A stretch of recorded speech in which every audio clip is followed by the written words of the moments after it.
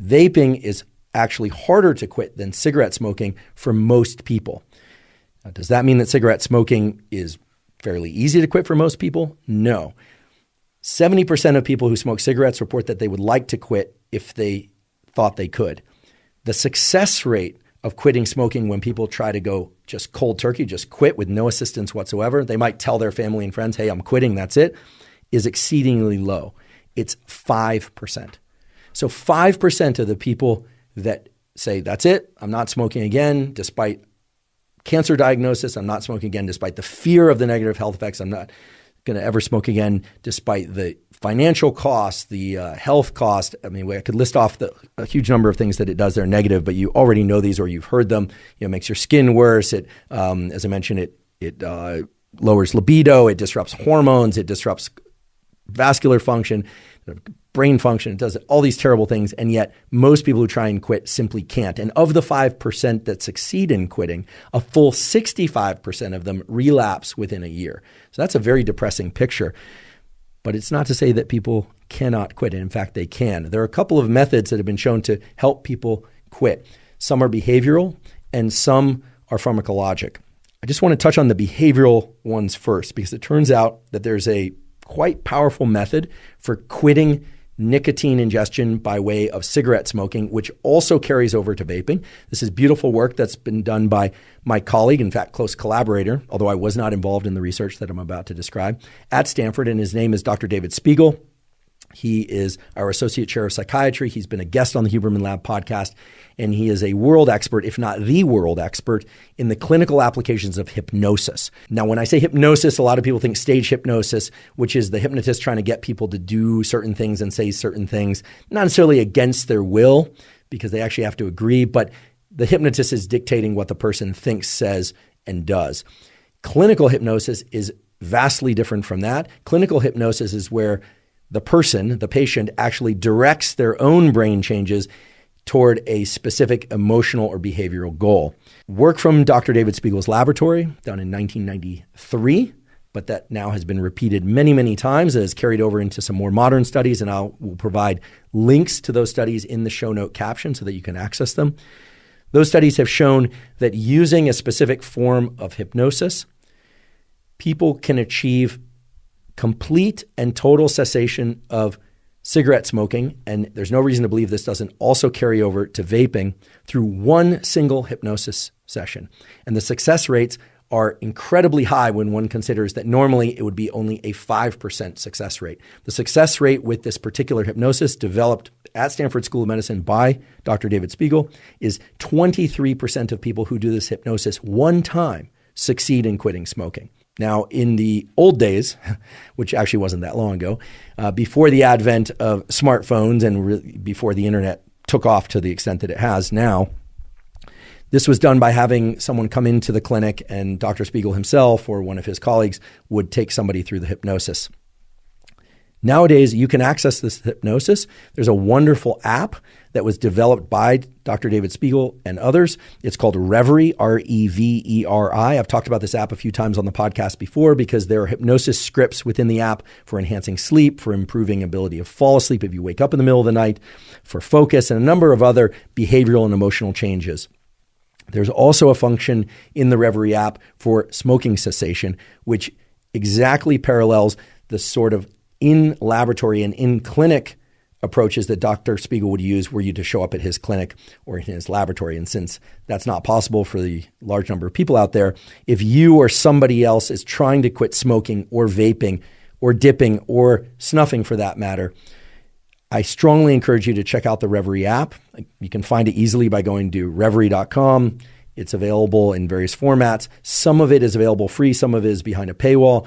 But given the tremendously negative impact of smoking, vaping, dipping, and snuffing, the hypnosis for smoking cessation that Reveri has seems, at least to me, as a very powerful and worthwhile resource. So please check that out if you're somebody who's trying to quit ingesting nicotine by any of the 4 methods that I just described.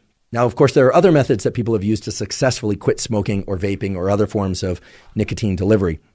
And there's actually an excellent review on this topic. So before diving into a few of the specifics about some of the pharmacology of using nicotine itself to quit smoking or nicotine itself to quit vaping, or the use of various things, even SSRIs, antidepressants, to quit smoking or vaping. I just want to point you to a review article that if you'd like to get a complete survey of all the options that are available, there's an excellent review on this. It was published just a couple of years ago in 2020. The title of the article is Pharmacologic Approach to Smoking Cessation, an updated review for daily clinical practice. And even though this is mainly focused on smoking cessation, it carries over quite nicely to vaping. And it details a number of statistics, the fact that every year, 700,000 or more people die because of smoking-related diseases. So there again, you have the negative health effects, that younger people are smoking, that women are smoking more nowadays, and that even though you see less smoking typically in the US and Canada, and even in Northern Europe, some places, that still many, many people are smoking who would like to quit, but that 75% of people, at least according to this review, earlier I said 70%, but estimates are as high as 75% of people who try to quit smoking relapse within the first week. The first week, they just go right back to it. That's how powerfully reinforcing the nicotine is. Remember, it's the nicotine in the cigarette that's powerfully reinforcing, but it's also the oral habit, the motor habit. There is this thing about density of sensory receptors in the lips. People like bringing things to their lips. Food, cigarettes, other lips in some cases, etc. There is a reinforcement pathway related to that for sort of obvious adaptive reasons. And as a consequence, there is a reinforcement both from the behavior and from the dopamine released from the nicotine itself. And as I mentioned earlier, from the positive reinforcement that comes from increased focus. So the money that you make through work or your attentional ability or the fact that you're alert and people feel you present, all of that funnels back into positive reinforcement, behavioral reinforcement, and then what we would call addiction. So this review covers all of that and then steps beautifully through nicotine replacement therapy and various compounds, several of which I'm going to talk about now, which have been shown to increase that number that we talked about earlier of only 5% of people who try to quit with no other support, pharmacologic or hypnosis, or otherwise just say, that's it, I'm not going to smoke again, or I'm not going to vape again. Only 5% of people succeed in doing that. And even among those, many end up relapsing later. There are a couple pharmacologic approaches. One of the main ones that's received a lot of attention in recent years is bupropion, sometimes referred to by its commercial name Wellbutrin. Now, bupropion is a compound that increases the release of dopamine and to a lesser extent epinephrine and some other neurochemicals as well. It's used for the treatment of depression and for smoking cessation. Now, I want to point out again, I'm not a psychiatrist, so I'm not telling you to take bupropion, aka Wellbutrin, but I'm going to give you a little bit of the contour of what's typically done in terms of bupropion administration to help people get relief from some of the withdrawal symptoms of trying to quit smoking or vaping or other forms of nicotine ingestion. Typically, bupropion is taken in 300 milligram per day doses divided into two dosages of 150 milligrams each, or sometimes there's a slow release formula. The dosages will vary from person to person. I want to really emphasize that there is an increased seizure risk with bupropion. It only occurs in a small fraction of the population, but nonetheless is a real concern for those members of the population. So for those of you with seizure risk, whether you know it or not, that's going to be a valid concern in terms of potential side effects. The other thing about bupropion is that it has to be used with caution in patients that have liver disease or renal disease. That can impact the amount that anyone can take, meaning sometimes people have to take a much lower dose if they have renal disease or liver disease. And sometimes they can't take it at all. Sometimes if people are taking benzodiazepines for whatever reason or other sedatives, there are contraindications there. So bupropion isn't a kind of one size fits all or magic bullet for quitting smoking. Nonetheless, for people that can take it safely, and again, this is a prescription drug, a board certified psychiatrist or other physician is going to have to prescribe it for you if it's appropriate for you. And it moves that number of 5% success rate to about what one sees with the clinical hypnosis, to about 20% of people will successfully overcome their nicotine, or I should say their smoking or vaping addiction. Now, it's important to ask why this would work, right? I mean, it's not as if bupropion is increasing nicotine per se. What it's doing is it's tapping on that mesolimbic reward pathway, increasing dopamine, or at least allowing dopamine levels to stay substantially elevated enough that people don't experience some of the drop in dopamine that leads to the withdrawal symptoms, the lessening of mood, etc. And it's no coincidence that bupropion is also an antidepressant. It's a common antidepressant for people that experience negative side effects with the so-called SSRIs, the selective serotonin reuptake inhibitors, that prevent them from taking those things like lessened libido or appetite, or in some cases increased appetite, or any number of other side effects that some people, not all, but some people experience with SSRIs. They'll be prescribed Wellbutrin, bupropion is the generic name. So Wellbutrin being the commercial name. Again, bupropion is what they'll be prescribed instead, with the caveats of seizure risk, renal disease, liver disease, etc. The outcomes with Wellbutrin for smoking cessation are pretty good. I mean, if you think about an increase from 5% to 20%, that's pretty dramatic. And yet I also want to refer back to the incredible success of the clinical hypnosis approach. Again, you can find that at reverie.com. The clinical hypnosis approach has a success rate of 23%. So it's very closely aligned with, if not exceeding, the success rate with bupropion. Of course, there are other pharmacologic approaches to quitting smoking or vaping. All of them generally circle back to increasing dopamine and or norepinephrine in order to offset some of the withdrawal symptoms of smoking cessation or vaping cessation.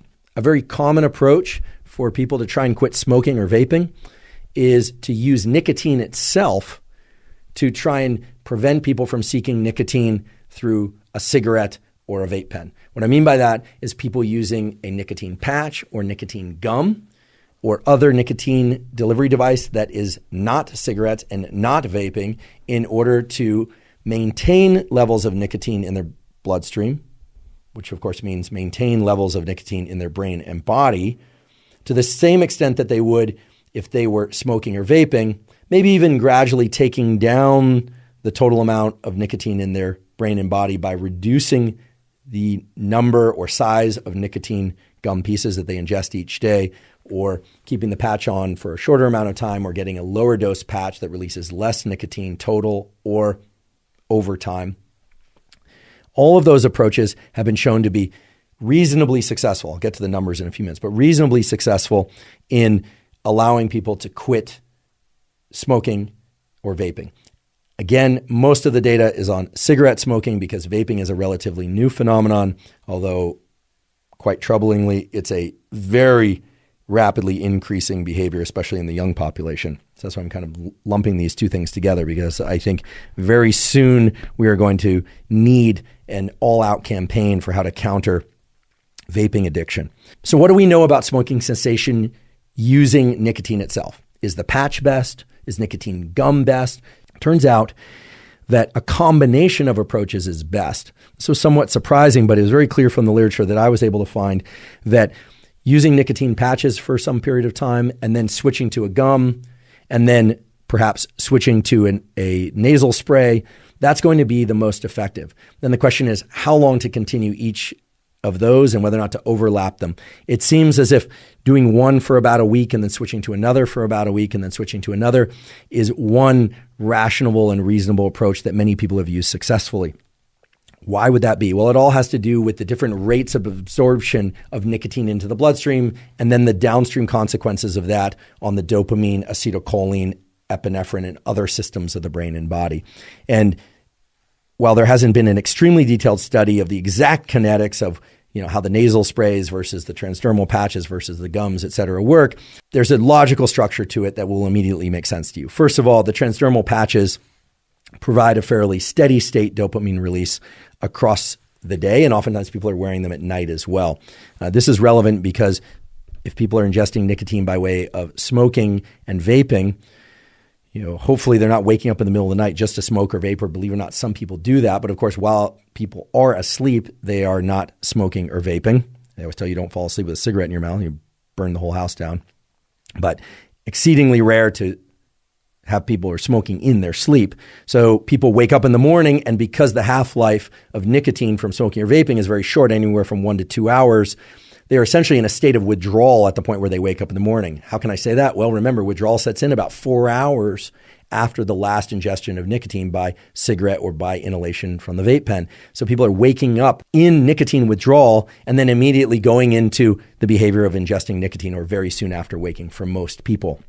So nicotine patch is going to be very effective for a week or so. Again, talk to your physician about the best approach for this, but then switching to a nasal spray or switching to nicotine gum for about a week, which is going to change the kinetics of that nicotine absorption into the bloodstream and change the release of dopamine and other neurochemicals within the brain. That's going to keep the system intentionally off balance so that it never comes to expect one single pattern or amplitude of dopamine release. And that is a very powerful way for a, let's just call it a quitting method to work, because as I've always said, the most powerful schedule of dopamine is going to be this random intermittent reward. This is what's used in the casinos in order to take your money. And generally they do. On average, they take your money more than you take theirs.